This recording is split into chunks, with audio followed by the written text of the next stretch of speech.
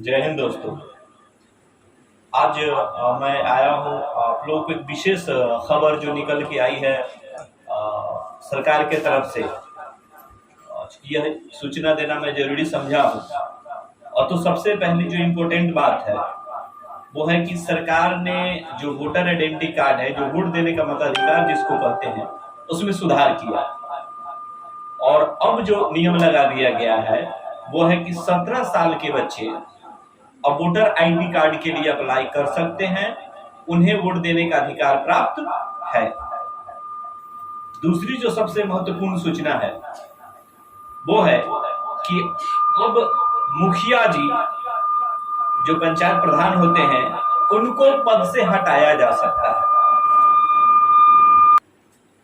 अर्थात माननीय मुखिया जी को एक नई जिम्मेवारी पंचायती राज मंत्री सम्राट जी के तरफ से दी गई है कि आप अब पंचायत में अलॉट रहें कि अगर पंचायत में कहीं भी बाल विवाह होता है और बाल विवाह में यदि आप हस्तक्षेप करके उसको रोकते नहीं हैं, उसकी सूचना थाना तक नहीं पहुंचाते हैं और यदि बाल विवाह हो जाता है तो आप नपे जाएंगे, अर्थात आपको पद से हटा भी दिया जा सकता है।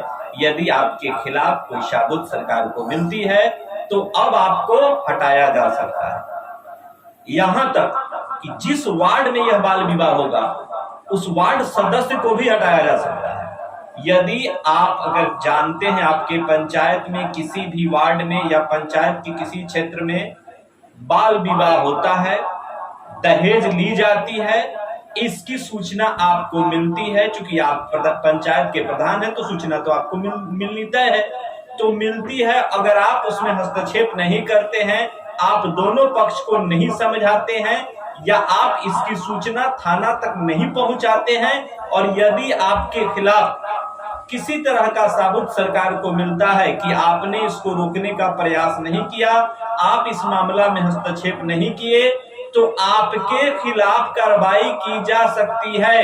ये आज का न्यूज है। सरकार ने आज आदेश दिया, यह नियम पारित कर दिया कि मुखिया महोदय जी को एक नई जिम्मेवारी दी जाए और वह जिम्मेवारी है बाल विवाह को रोकना, उसमें अपनी मध्यस्थता करके दोनों पक्षों को समझाना, और यदि वो इन कामों को नहीं करते हैं तो उनका जाना लगभग तय है।